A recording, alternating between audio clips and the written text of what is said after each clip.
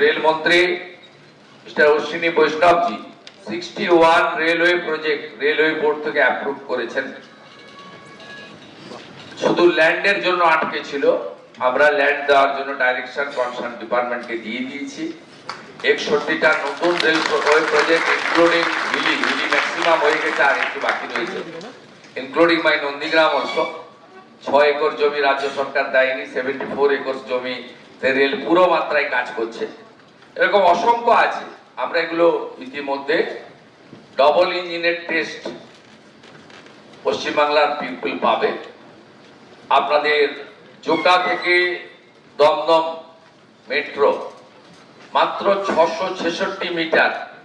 চিংড়িঘাটাতে যে আমাদের বটল ছিল, যে জটিলতা ছিল, সেটাও আমরা ক্লিয়ার করে দিয়েছি।